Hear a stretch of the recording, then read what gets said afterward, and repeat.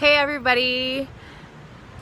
Thanks for tuning in to Amy Lieu Presents. I'm here at the Fullerton Museum Center. I showed you some shots of the exterior, and I am here to talk to the curator of the Comfort Women exhibit, which is called Forgotten Faces. And let's go meet her, and I'm going to take you guys along with me. Flip the camera. This is how the gift shop looks. And here is Kelly Chidester. Hi. I'm gonna flip the camera. Yeah. Hi Kelly. This is Kelly Chidester. She's the curator of the Forgotten Faces Comfort Women exhibit. Correct. And for those who don't know, can you explain the term Comfort Women? Sure. Should we go into the gallery or do Yeah, let's go inside.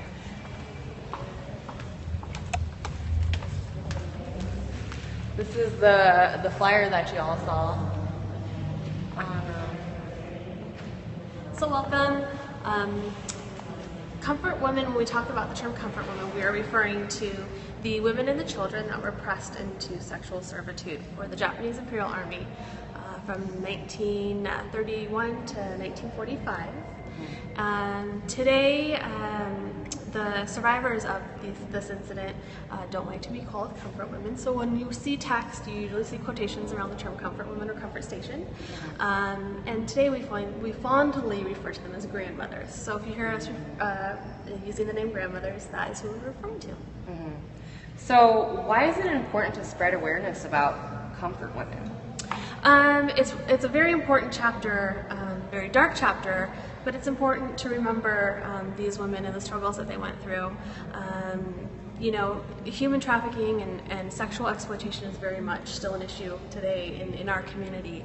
I think a lot of people like to think of this as something that happened. It's really relevant. It is very relevant. It's something that happened a long time ago, a long ways away, but we're actually dealing with similar issues today. Yeah, we're seeing history repeat itself. Absolutely. And that's why it's important to spread awareness. That's why we're here today.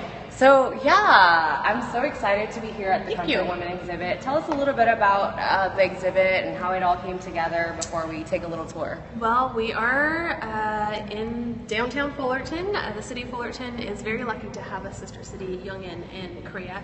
And through some of the sister city delegates traveling, they've brought this issue to our attention. We thought it fit within our mission. We thought it was very relevant to our community. And so here we are today. We put this on the docket. We did all the research, all the writing. We curated all the artwork and presented this. September 5th it opened. It only has one more week left. It closes on November 1st. So. I know. So be sure to check it out before November 1st or watch the replay on YouTube. Yes. So let's get started on the tour. So Kelly's going to take us around the exhibit a little bit and show us what maybe some highlights, some features. Yeah. So that you can come back and check out the rest of it. Yeah, exactly. I'm really excited. So I'm going to flip the camera and we're going to focus on Kelly. Okay. As you enter, you see one of the grandmothers featured here. And while this is very much an art show, we did want to provide a historical section to give the viewer perspective on what they were seeing. So this is the history section. The text is all written to give you a little bit of background of who these women were, where they came from. Here we have a bit about the soldiers. Many of the soldiers were victims themselves. And I think a really great piece to sort of stop on or pause on is the map here. This is a comfort station map.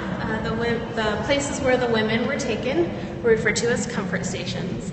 And I think that this map is very poignant because it shows the depth and the breadth of where the comfort stations were and how many people it really did affect.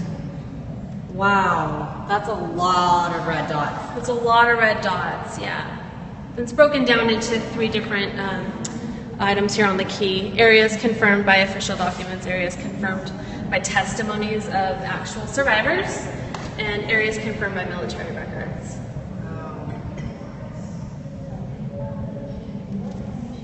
So while it's really important to learn about the history and what happened in the past. There's also really important to learn about the activism that's happening today.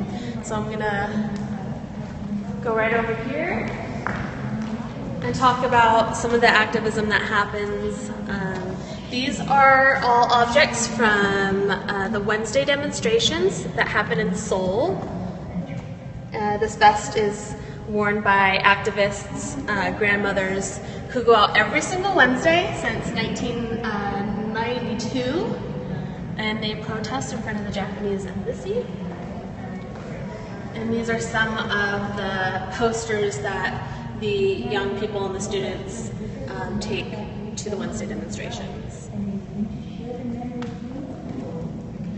And then just real quick over here, this wall was really important to us when we were curating the exhibition. This is, I guess we would refer to it as the Testimonies wall. These are some of the experiences in the words of the survivors. So these are straight from their mouths, their experiences, and it was really important to have the survivors, the grandmothers, have a voice. And so this is our way of letting them sort of purge and tell their tale to people. Yeah. And for those of you who couldn't read that or catch it, I'm going to come back after we're done with Kelly's interview to shoot close-ups so you can actually read the quotes. Okay, I'm flipping the camera. Art? Yeah, let's look at some art.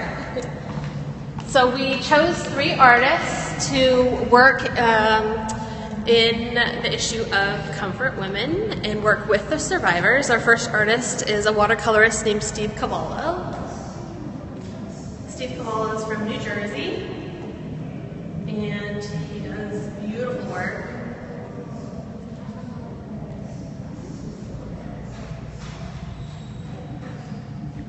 Yeah, this was something we wanted to highlight, right? Yeah, the series is called Eulogies. This is a selection of the larger piece that he has, and I think the text with the women's faces is really effective. And they say things like, I was taken from my home at an early age, 1 week later I hung myself. So it really sort of puts a face to the issue. And we're not just talking about faceless people, we're talking about people who could be your grandmother, or your sister, or your aunt, or your relative. And I think that's very effective, the way that he does that. This piece here is called Long Road Home. And it sort of touches on the idea of how these women, once they were so-called liberated, couldn't go home. They didn't have a home. They were displaced. They didn't know where they were, or they were too ashamed to go home. They sort of survived in new areas and new lands that they didn't know much about. And so this piece is sort of speaking to that, not being able to go home and having this sort of terrible baggage to have to carry on your back. They're all powerful pieces. It's harder to single out certain pieces because they work really well as a collection, much like these photographs. This artist is Jan Bonning. He is from the Netherlands, and he traveled throughout Indonesia speaking with Indonesian grandmothers. And this is a small selection of a larger work of art that he did. I think these are also very effective. They're very large scale.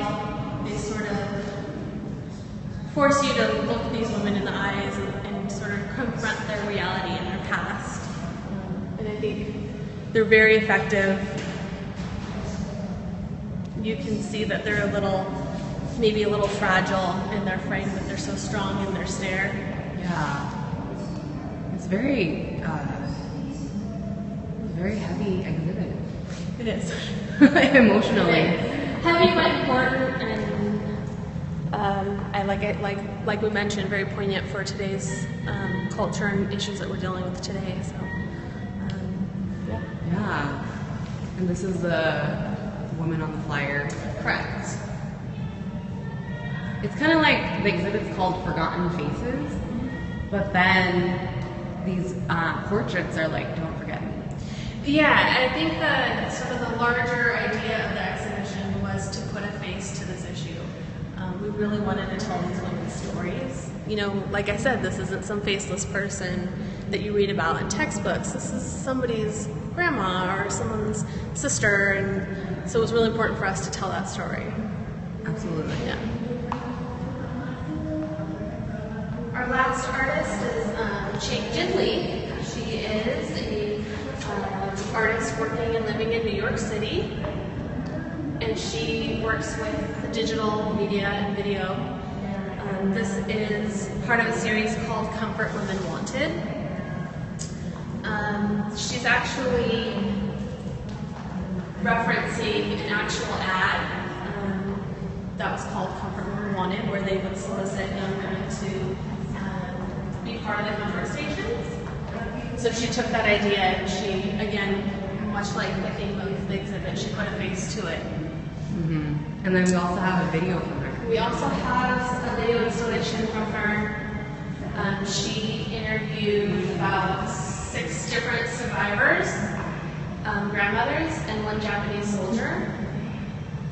And it's them telling their story, it's in their words. It's a very, very moving piece. It's a little difficult to watch at times, but I think she did a beautiful job of really capturing the struggle, the current day struggle of just living life every day. Yeah. So let's go back to the front, and I know you had some flyers to show us. Yeah. So I'm going to flip the camera once again. Hello, guys. And girls, women. Anyone. Okay, follow us back to the front. So it was really important for us not to just educate people, but to inspire activism. So you've seen the work, you've seen the issue, you know what the issue is now. Now what? The question is now what? Now what do we do? So we created a little flyer section where you can take pamphlets and leaflets from organizations that work in our community and around the world and human trafficking today. So we have Children of the Night, which is an Orange County, LA organization. Women's Active Museum of War and Peace is Japanese. We have the Orange County Human Trafficking Task Force, obviously here in Orange County, and the Butterfly Fund, which is in Korea, and a couple of other pamphlets that will give you information, ways that you can become active, ways that you can give back and volunteer, and this is a really, really important part of the exhibition for us. So.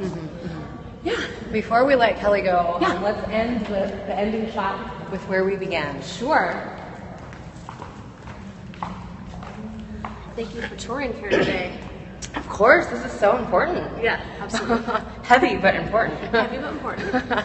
So, what about the argument some people make that these comfort women did it for money, like they were like prostitutes and they did it, not against their will?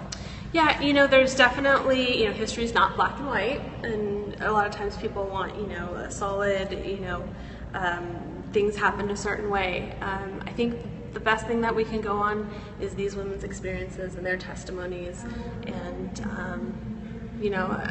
like I said, this exhibit is not to prove a point, it's to give these women a voice, it's to give them a face, and this is a venue where they can express their experiences, and we can educate the community. Yeah, that they were indeed they were held against their will. Yeah. Based on these testimonies. A lot of women say my word is evidence enough. Yeah. And also the reason why these women are fighting is because they want an apology. That is a big issue for a lot of the organizations working with the Comfort Women, is to put pressure for an apology. From Japan. Yeah, an official sound apology. Yes. And that's why they had the Wednesday riots, right? Or the Wednesday sittings. The demonstrations. Demonstrations. Yeah. And the different organizations, like you said, to bring awareness and then eventually get their own apology.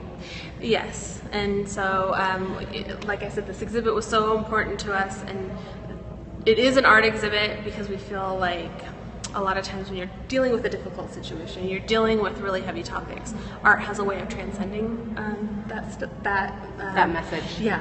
So that's why we're here. That's what we're doing. Yeah, and you could just tell from the women's faces Yeah. and the paintings that they don't want to be forgotten, and they want, and that's why they keep fighting, because they want that apology.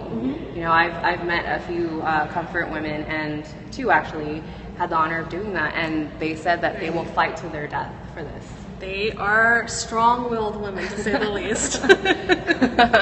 So for people who want to find out more about comfort women after November 1st, what do you suggest? Well, there's so many organizations, like I said, working with the grandmothers.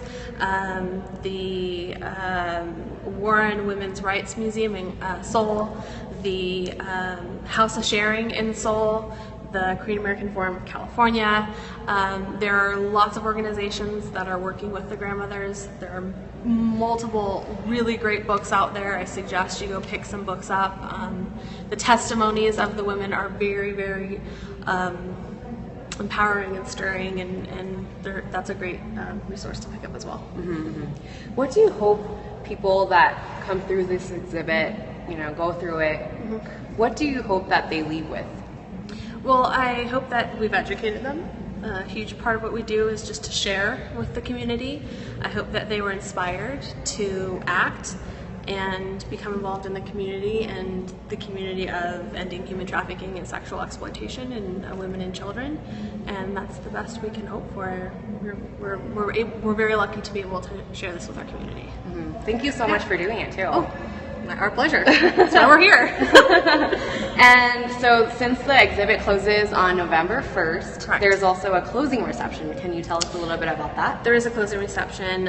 We welcome the community back for their last chance to check the exhibit out in person.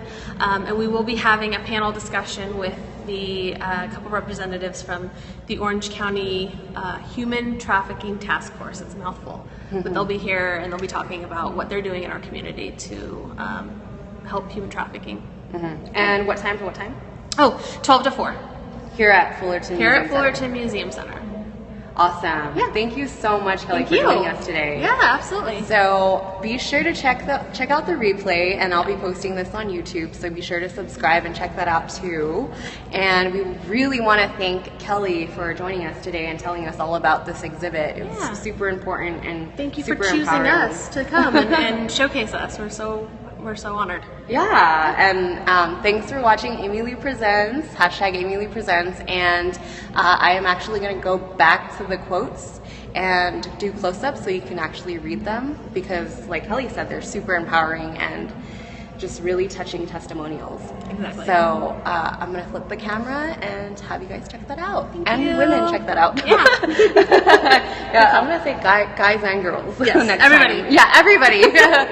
Okay. Thank you so much, Kelly. Thank you. Bye. Okay. Flipping the camera.